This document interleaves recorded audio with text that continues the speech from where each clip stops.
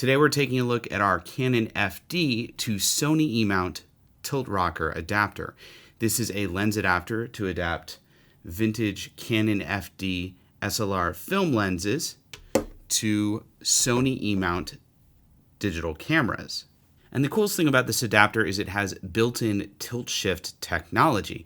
So when you adapt a Canon FD to your Sony E-mount camera, if you keep the adapter set normally, it works just like a standard adapter. You get normal photos and videos. But if you activate the tilt shift technology built into the adapter, you can turn any adapted Canon FD lens into a tilt shift lens. This is a very durable all-metal adapter. You can see here on the front, this is where you mount the lens. On the back, here's where you mount the camera. And you might be asking, how do lens adapters work? How am I able to adapt a vintage film camera lens to a modern mirrorless digital camera? And the answer is focal flange distance. SLR film cameras back in the day, they used these types of lenses, but they required a lot of space between where the lens mounted and where the film plane was, where the 35mm film was in this case. And the reason they required that much space is they had a little mirror that would flap up and down. And as you'll notice with this mirrorless digital Sony camera, there's not that much space between where the Sony E lens mounts and the sensor is. It's a much smaller space, and that's because this is a mirrorless camera. It doesn't require a mirror like an SLR camera would.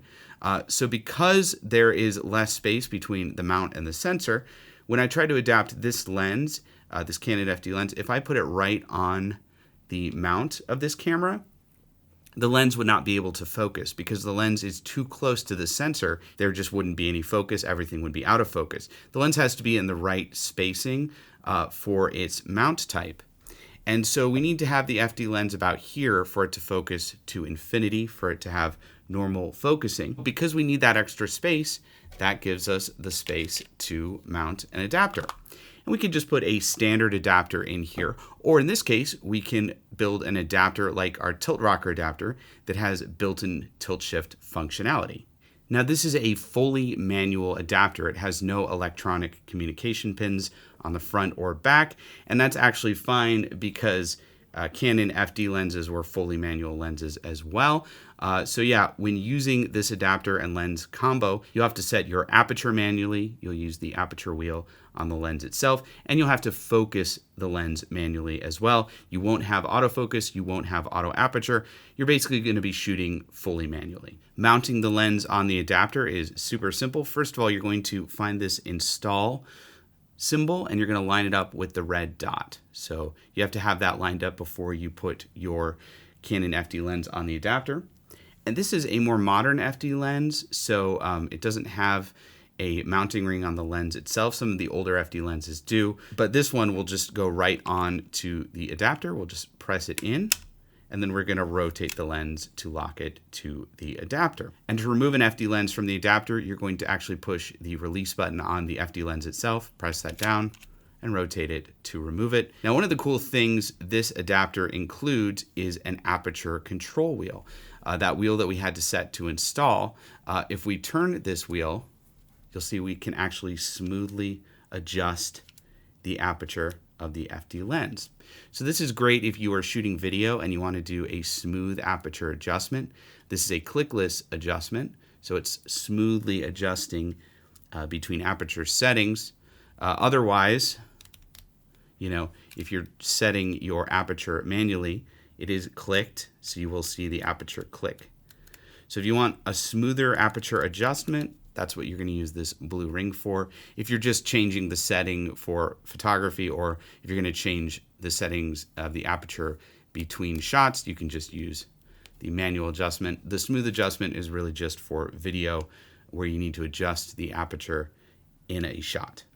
Now, a lot of people ask about the play that we get between our lenses and our adapters, how much rotation is in play, how tight does the lens fit. As you can see here, this is a very firm fit. I'm not able to move the lens at all.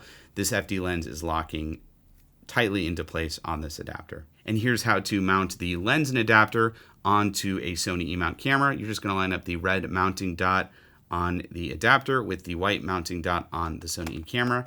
Place it together and rotate it to lock it into place.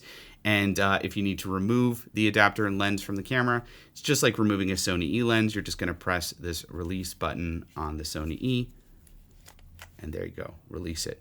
Now let's check the play as well, the play between the adapter and camera. I'm going to rotate it here. You can hear a little bit of clicking, so it's not as firm as between the lens and adapter, but it's very minimal. There's very little movement. It's a pretty tight fit. Okay, we've got this vintage Canon FD 50mm f1.8 lens adapted to my Sony a7S II with our tilt rocker adapter. Now, like I said at the beginning, if you just leave this adapter as is, this adapted lens will work just like a standard Sony E lens. You will, of course, have to manually adjust the focus, manually adjust the aperture, but otherwise this lens works just like a standard manual lens. But if we want to incorporate tilt shift into the lens, we do that by controlling the tilt shift controls on the adapter. To tilt the lens up to 10 degrees of tilt, we're just going to loosen this gold knob on the side. Once we have that loose, we can tilt the lens down. So we tilt it up to 10 degrees of tilt. You can see there's actually little markers on the adapter to show how many degrees of tilt you're at. And then to adjust where the tilt is in our scene, we actually press this little gold button on the other side of the adapter right here. We can press that down and we can rotate the tilt effect 360 degrees. So if we rotate it around, now we can tilt up, or we can tilt to the left or to the right, depending on your point of view. Yeah. So wherever we want the tilt, we can just rotate it to where we need it. And then if we want to shift the lens, we just press this little silver shift button on the top. We can shift to the right. We can shift to the left. It's 20 millimeters of shift total. And then again, if we want to place the shift, say up or down rather than left and right, we're just gonna push the gold button again. We're gonna rotate it. So now we're, actually let's rotate it this way. So now we have the shift vertical, so we can shift up or we can shift down. Now, if you're watching this video, you might already know what you can do with tilt and shift in video and photography, but if you don't, I want to show you right now. Tilting, when you tilt the lens, you're taking what is a flat plane of focus and you're actually adjusting it. You're tilting it. So when you tilt down, you're taking the flat tilt plane and you're going like that. And when you tilt your plane of focus, rather than the entire plane being in focus, when you're tilting it, you're actually creating a sliver of focus. Suddenly the top and bottom or left and right of your image are out of focus, and there's only a very slight sliver of focus. And that sliver gets smaller the more you tilt. If you just tilt a little bit, you're just gonna have a larger sliver. If you tilt all the way down, you're gonna have a much narrower sliver. And this can be a really cool effect, especially in video. Here's some video I shot actually of myself in my library. And you can see as I tilt to the left, I'm creating a sliver of focus on the left of my frame. And yeah, everything on the right is out of focus. And you can see as I walk into frame there, I'm in focus here, and everything else is out of focus. So it's a very interesting selective focus effect. And here I tilted to the right. Again, we've got a sliver focus this time on the right of the frame. Everything on the left is out of focus. And then in this final shot, I actually tilted the lens down, and that creates a sliver of focus at the top of the frame. And the bottom of the frame is out of focus. This time it's horizontal across the frame rather than vertical. Now you could do this in post. You could add this effect in post. But what I like about doing it in camera is it has a more organic feel. There's no digital processing involved. You're just capturing that selective focus right in camera. So it's a good way to add that selective focus effect right into your shot. You don't have to worry about adding it in post. Now this effect isn't going to be for everyone. A lot of people are going to say, I can add that in post, or I don't like that look. I think that's lame. And that's totally fine. As a filmmaker or a photographer, you have to pick the style that works for you. But I do know that it has become more popular in recent years to add selective focus in camera. It's also used by filmmakers occasionally, especially in like a dream sequence, or if they're doing some sort of like sped up time lapse to create that miniature effect look. It's definitely a look, and the Tilt ROKR adapter is a more affordable option to get you there without having to invest in an actual tilt shift lens. Now, a lot of the purists will say, well, actually, tilt shift wasn't created for this, and that is correct. Camera movement, in this case, tilting the lens, was actually invented for more subtle focus adjustment. And I can show you how that works. Take a look at this little still life I set up. We've got a vintage camera and a toy mammoth. I've got the lens set at f1.8. That's a really shallow focus. And as you can see here, I can only focus on one subject at a time. I can either focus on the mammoth or I can focus on the camera. I can't, unfortunately, focus on both. But by tilting the lens, I can actually take the focal plane, I can tilt it, and I can actually now focus on both the mammoth and the vintage camera. I am losing focus on part of the mammoth, I am losing focus on part of the camera, but the face of the mammoth and the front of the camera are now both in focus. I've modified my focal plane, and now I have a photo where both of the subjects are in focus where I want them to be. Now, we took a look at why you would want to tilt a lens in your photos and videos, but why would you want to shift it? Well, the main reason people use shift is perspective distortion control. If you're using a wider lens, this 50mm is not the best example, but let's say you had a 28mm FD lens on here. If you're using a wider lens and you're pointing this camera up at a tall building, you're going to get perspective distortion. And that basically is the leading lines of your building, instead of being straight, they're going to actually go towards each other. Now, that's fine because that is kind of how things look in real life. But let's say you're doing architecture photography and you want straighter lines. You want a more uniform, pleasing look to your photo or video.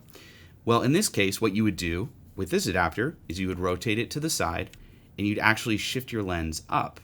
Now, you're probably not going to want to shift it up all the way because this is a full frame lens, and when we have it on a full frame camera, if we're not using APS-C crop mode, we will get a little bit of vignetting. But shifting up just a little bit is actually going to take those slanted leading lines and it's going to straighten them. And it's going to make a more pleasing image for architecture, or if you're shooting video, it's going to make more pleasing lines in your video. Now again, this is a full frame lens on a full frame sensor camera. So if we shift up all the way or shift down all the way or left or right, we are going to have some vignetting. The image circle of this lens will vignette on this full frame camera. The way to fix that is to use an APS-C crop mode or just use this on an APS-C camera. If you want vignetteless shifting, you're going to want to go with our medium format to full frame tilt ROKR adapters. Those adapt medium format lenses, which have much larger image circles. So when you shift all the way, you're not going to be seeing the edge of the lens's image circle because the image circle is larger. But like I said, with this adapter, you can shift a little bit without getting vignetting. If you shift all the way, you will have to remove the vignetting in post or use a crop mode in your Sony camera. Another cool thing that I really like with shift photography, now again, this is not for everyone, I love to shoot shift panoramas. And how you do that is you lock your camera down on a tripod, and you're going to shift all the way one way, take a photo, shift all the way the other way, take a second photo, and now you've captured more of the image circle of your adapted lens. And again, you can see with these two photos, because we are using a full frame FD lens on a full frame digital body, we are getting some vignetting on the edges, but we can take these two images into Photoshop, stitch them together, and we get a panoramic image. And with a little bit of cropping, we can remove that vignetting. And here's another stitched panel I used with this same setup, but I set this camera to APS-C crop mode. And as you can see, by cropping in on the sensor, we're removing that vignetting and we are getting a wider panorama. Now, one quick note, you might be thinking, oh, this would be a great adapter for my Sony E lens. I could just put my Sony E lens on the front, put the adapter in the middle, and then put it on my Sony E camera, and then my Sony E lens will be a tilt shift lens. Unfortunately, that's impossible. And the reason that's impossible is because the Sony E lens to focus to infinity has to be mounted directly to your Sony E camera. If we put extra space between the camera and lens, that Sony E lens will lose infinity focus. It'll be a macro focus only lens, and it won't really work with the tilt shift at all. The only reason we're able to make a tilt rocker tilt shift adapter for Canon FD to Sony E is, like I said earlier, the FD lens is designed for a much deeper flange distance. It's designed to mount on a camera that has more space between where the film goes and where the lens goes. Because of that extra space, we can put this adapter. With a native lens like the Sony E lens, there's no space for this type of adapter. So unfortunately, we cannot make a Sony E to Sony E tilt rocker tilt shift adapter. We wish we could, but it's just not physically possible. Now, if you have any questions about shift panoramas or tilting or using shift for perspective distortion correction, comment below. I'd love to help you out. Also, comment below if you have any questions about different types of adapters, different types of lenses to adapt to a Sony E camera or any camera, because we don't just make this FD to Sony E tilt rocker tilt shift adapter. We actually have an entire line of tilt rocker tilt shift adapters for all the major mirrorless camera mount systems and a lot of different non-native lenses. And to learn more about our entire line of tilt rocker adapters and see if there's one for you, you can click the link in the description. It'll go to our webpage where you can see all the tilt rocker adapters we have to offer. Again, comment below if you have any questions and click right here to subscribe to our YouTube channel to get more videos just like this one. I'm Sean with Fotodiox.com, and have fun tilting and shifting your adapted lenses.